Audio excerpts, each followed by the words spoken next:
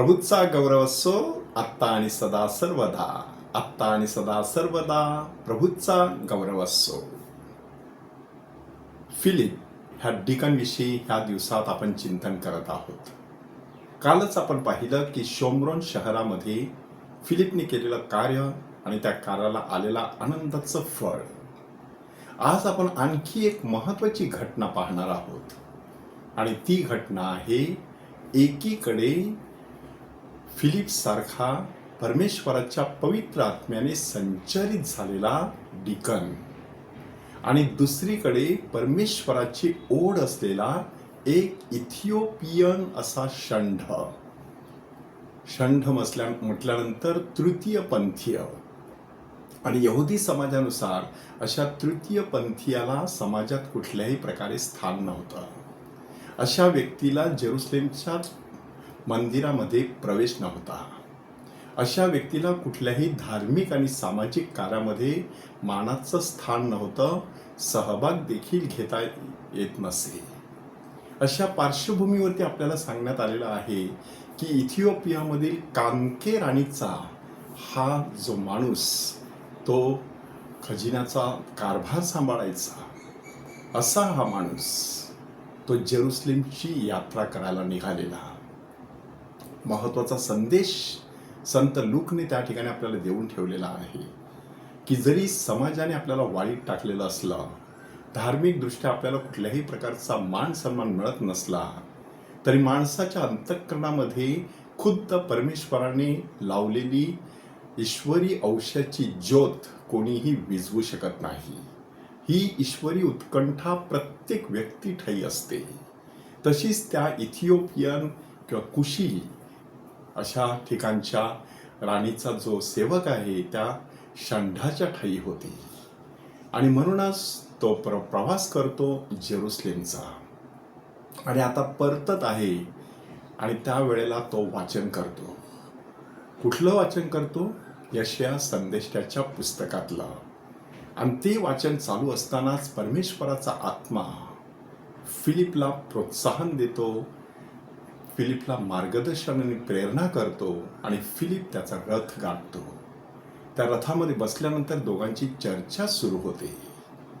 आणखी एक महत्त्वाचा मुद्दा की धार्मिक चर्चा करण्यासाठी कोणतीही गोष्ट आड येत नसते. लैंगिक भेदभाव, सामाजिक विषमता किंवा उच्च नीच अशा प्रकार तुच्छता दर्शक असा स्वभाव, ह्या सगळ्या गोष्टी धर्माच्या आड येऊ शकत नाहीत. म्हणून डिकन एका षंढाच्या बरोबर बसतो, धार्मिक विषयावरती चिंतन करतो. परंतु हे जे धार्मिक चिंतन आहे ते चिंतनच त्याला नवजीवनाच्या पाणवठ्याजवळ घेऊन जातं. त्या माणसाच्या अंतःकरणामध्ये एक प्रचंड तीव्र अशी उर्मी निर्माण होते की मला आता बाप्तिस्मा घ्यायचा आहे. त्याने प्रभू येशू ख्रिस्ताविषयी ऐकलं. प्रभू येशू ख्रिस्ताने मानवजातीसाठी काय सहन केलं होतं ते त्याने समजून घेतलं. त्यानंतर कशा प्रकारे बाप्तिस्मा घेऊन येशूच्या नावाने जीवन जगायला सुरुवात केल्यानंतर परिपूर्ण सार्वकालिक जीवन मिळू शकतं ह्याची खात्री त्याला पटली. आणि त्या ठिकाणी दोघे पाण्यात उतरले आणि फिलिपने त्याला बाप्तिस्मा दिला. त्याला देखील परमेश्वराचा पवित्र आत्मा मिळाला आणि फिलिपला घेऊन पवित्र आत्मा इतरत्र त्याला घेऊन गेला. आणि वाटेत ज्या ज्या ठिकाणी त्याला गावे सापडली त्या त्या ठिकाणी तो प्रभूची सुवार्ता पसरवत गेला.